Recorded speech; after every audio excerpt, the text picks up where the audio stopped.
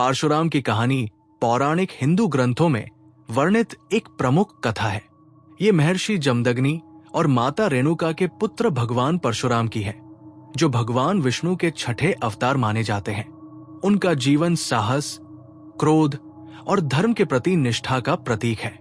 परशुराम का जन्म एक ब्राह्मण परिवार में हुआ था।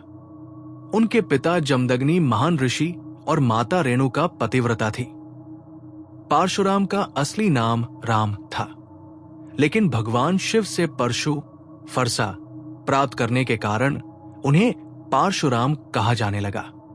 परशुराम बचपन से ही अत्यंत वीर और तपस्वी थे। उन्होंने भगवान शिव से दिव्यास्त्रों की शिक्षा प्राप्त की और उनका वरदान पाया।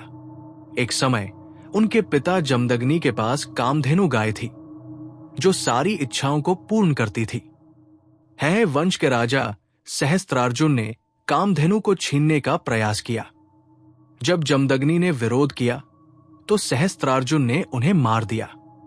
पिता की हत्या से क्रोधित होकर परशुराम ने कसम खाई कि वे सहस्त्रार्जुन और उसके वंश को समाप्त करेंगे।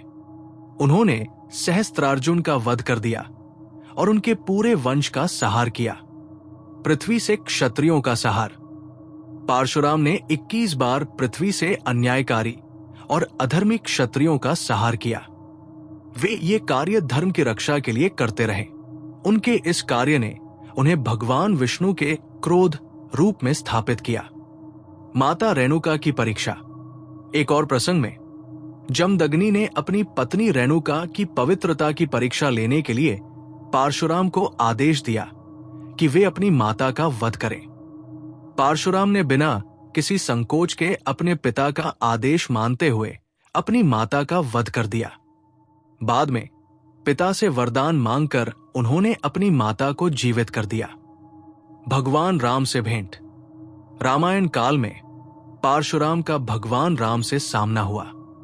जब भगवान राम ने शिव का धनुष तोड़ा तो परशुराम ने उन्हें चुनौती दी, लेकिन भगवान राम की ईश्वरीय शक्ति को पहचानकर उन्होंने अपने क्रोध को शांत किया और उन्हें सम्मान दिया।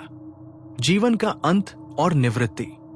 परशुराम ने अपने जीवन का अधिकांश समय तपस्या और शिक्षा में बिताया।